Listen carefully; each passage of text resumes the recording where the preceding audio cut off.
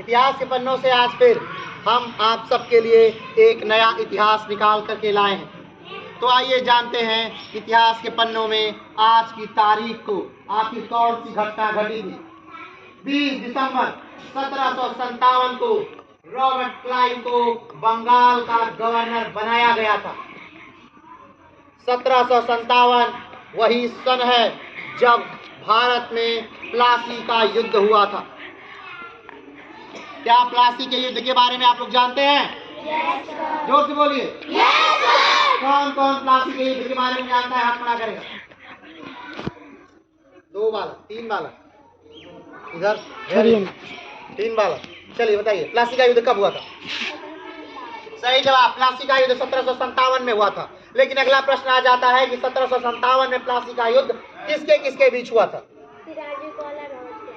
सिराजुद्दौला और Robert Clive के बीच 1757 का युद्ध हुआ था। लेकिन अगला प्रश्न ये भी आ जाता है कि 1757 के प्लासी के युद्ध में सिराजुद्दौला और जो रॉबर्ट क्लाइव के बीच हुआ था उसमें कौन जीता था? रॉबर्ट क्लाइव जीता था और सिराजुद्दौला हार गया था। ये घटना थी 1757 की। लेकिन अगर ध्यान से देखा जाए और बात किए जाए तो ये युद्ध नहीं था, बल्कि ये अंग्रेजों द्वारा किया हुआ एक छल था। क्यों? क्योंकि उसने सिराजुद्दौला के लगभग सारे सेनापतियों को अपनी तरफ मिला लिया और आधे घंटे से कम में ही ये युद्ध निपटा दिया गया और सिराजुद्दौला को उसी मैदान में प्लासी के युद्ध के दौरान ही मार दिया गया। लेकिन अगला प्रश्न ये आता है, तो क्या उससे अंग्रेजों को लाभ हुआ? तो हाँ, उससे अंग्रेजों को लाभ हुआ। अंग्रेजों के राज्य में विस्तार होने लगा। बंगाल में अंग्रेजों ने अपनी पैठ बना ली और बंगाल उस समय भारत का सबसे ज्यादा संपन्न क्षेत्र था और सबसे ज्यादा उपजाऊ क्षेत्र भी। क्यों? क्योंकि उस समय का बंगाल वर्तमान सिर्फ पश्चिम बंगाल नहीं था, बल्कि आज का बांग्लादेश भी था, आज का बिहार भी था, आज का उड़ीसा भी था, आज का झारखंड भी था। ये सारे क्षेत्र मिलाकर उस समय बंगाल के नाम से जाने जाते थे। तो क्या कोई बालक बताना चाहेगा या बता पाएगा कि उड़ीसा राज्य को कब अलग किया गया? उड़ीसा, हाँ, 1936। सही जवाब, 36 में उड़ीसा राज्य अलग हुआ। तो क्या आप जानते हैं कि बिहार कब अलग हुआ?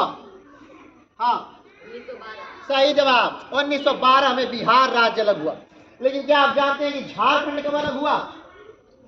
हाँ, सही जवाब, 2000 में झारखंड नया राज्य बना। इसके बाद अंग्रेजों की पैठ शुरू हो गई, लेकिन अभी वो पूरी तरह से जीत नहीं पाए थे भारत को। तो उनकी एक गति चलती रही और अगला युद्ध हुआ बक्सर का 1764। तो कौन बालक बताना चाहेगा कि 1764 में जो बक्सर का युद्ध हुआ था वो किसके किसके बीच हुआ था? हाँ, सिराजुद्दौला, शाह आलम, मीर कासिम एक तरफ और हेक्टर मुनरो दूसरी तरफ। अंग्रेजों का नेतृत्व हेक्टर मुनरो कर रहा था और दूसरी तरफ बंगाल, अवध और दिल्ली सल्तनत के राजा एक तरफ थे। लेकिन इस तरफ इस बार कोई छल नहीं हुआ। अंग्रेजों के हेक्टर मुनरो के नेतृत्व में अंग्रेजों ने इस बार लड़ा और जीता और भारत में अपनी पैठ मजबूत की और 1764 के बक्सर के युद्ध के साथ ही अंग्रेजों का भारत में पूरी तरह प्रवेश हो गया। ये था 1764 का बक्सर का युद्ध। लेकिन इसके बाद उसे कुछ समझ नहीं आया हेक्टर मुनरो को तब। लेकिन ये जो संधि थी, इनसे किसी भी प्रकार की उसने कोई संधि नहीं और संधि हुई कब? 1765, इलाहाबाद की संधि के नाम से वो जाना जाता है। इस प्रकार अंग्रेजों ने भारत में अपनी पैठ जमाई और धीरे धीरे फिर छोटे छोटे राज्यों को हड़पते हड़पते हड़पते एक समय ऐसा आया कि पूरे भारत के लगभग राज्यों को हड़प ली। लेकिन 1857 के विद्रोह के बाद जब कंपनी का शासन भारत से समाप्त हो गया और 1857 में हम महारानी के डायरेक्ट नियंत्रण में आ गए। एक बात शायद आप जानते हो या ना जानते हो, 1857 में हम आजाद हो गए थे, हमें आजादी मिल गई थी, ये बात आपको पता होनी चाहिए।